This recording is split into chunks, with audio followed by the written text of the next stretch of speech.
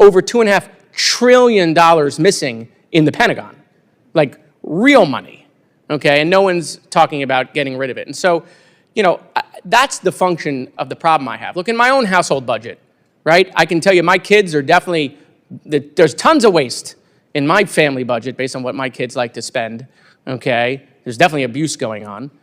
And based on the amount of boxes that show up in my house every day, my wife is definitely committing fraud, okay? So in a $7 trillion budget, waste, fraud, and abuse are happening on a large scale in every department. The Pentagon has not passed an audit for 8 years, and even now, $2.5 trillion are still missing from the Pentagon. Still, no one is talking about shutting down the Pentagon because somewhere, some big politicians in the current government may also be involved in this departmental fraud.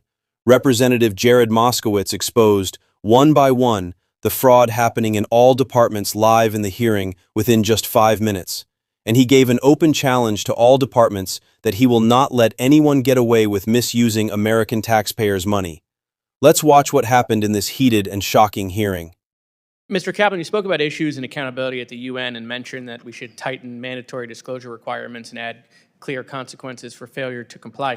Can you provide some more details on what you think that should look like, and would you recommend additional auditing and transparency tools? Absolutely. Thanks for that question. It's just a constant source of frustration. It should frustrate every single American taxpayer where money is going to the United Nations, where money continues to go to UN agencies.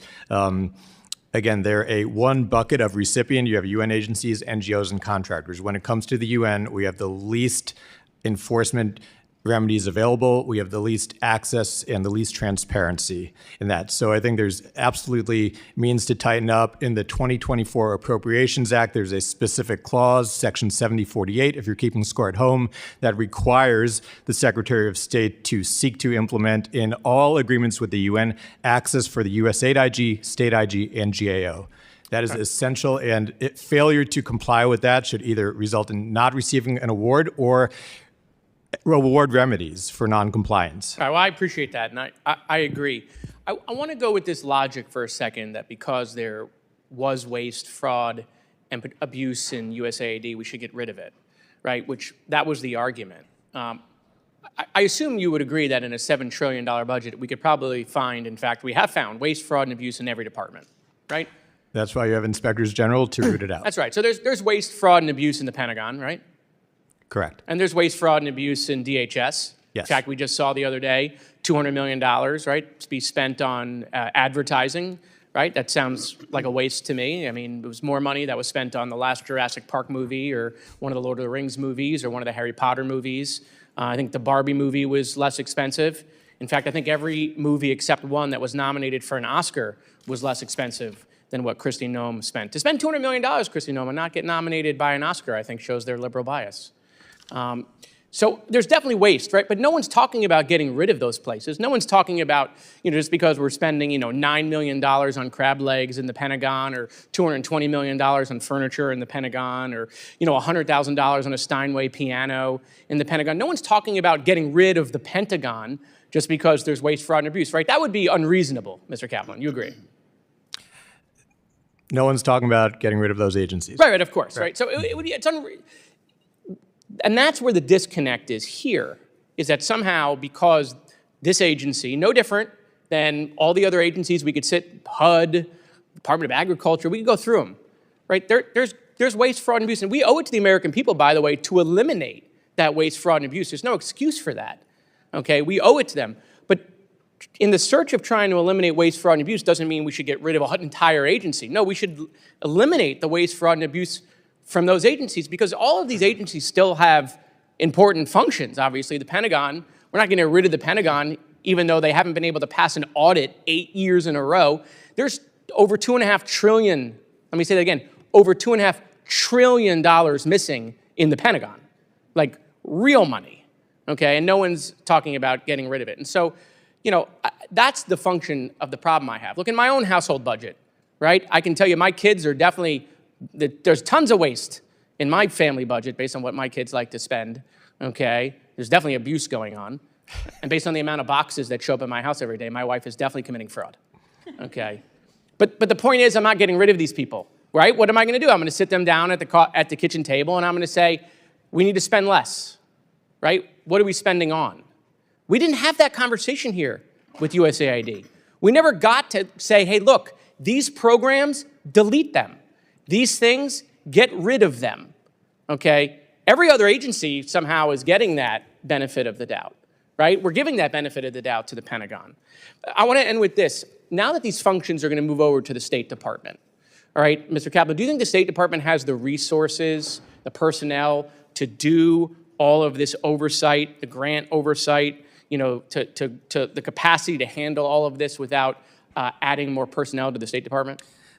Let me begin with this, Congressman Moskowitz. I can assure you that the same vile predators that sought to steal from USAID or divert funds to terrorist organizations or sexually abuse minors like they did in the Ebola response will try to do the same thing at state. Yeah, and look, that's all terrible. We all support, you know, clamping down on that and getting rid of it. My question is, do you think the State Department at this juncture needs additional resources now that they have all this additional responsibility? You know, contrary to media reports, foreign assistance programs are not dead, and there are billions and billions and billions of dollars now being spent and administered by not only State Department, my but time is up. I'm just trying to get an answer. So, okay, yes, I'm with you.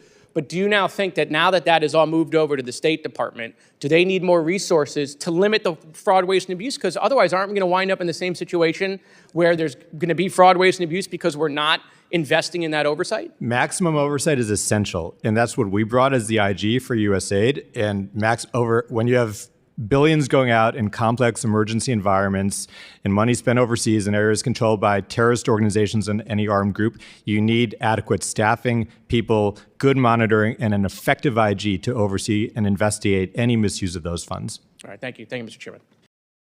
What you just heard isn't a random claim. It reflects a broader pattern that has been flagged in multiple official reports over the years.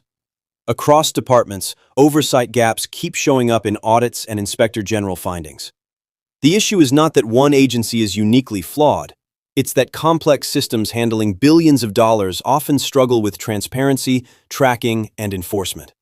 That's exactly why audits exist, and why repeated audit failures raise serious questions about accountability and internal controls. At the same time, large expenditures, whether in defense, administration, or outreach, often get justified under operational needs. But when numbers reach this scale, even small inefficiencies can turn into massive taxpayer burdens. That's where stronger monitoring, clearer reporting, and real consequences for non-compliance become critical. The key takeaway from this hearing is simple. The focus should be on fixing weaknesses in oversight, not selectively targeting one part of the system while ignoring others facing similar issues. Consistent standards, equal scrutiny, and trigger reporting are what ultimately protect public money. If you found this research useful, make sure to subscribe to the channel, share your thoughts in the comments, and stay connected for more clear, fact-based analysis like this.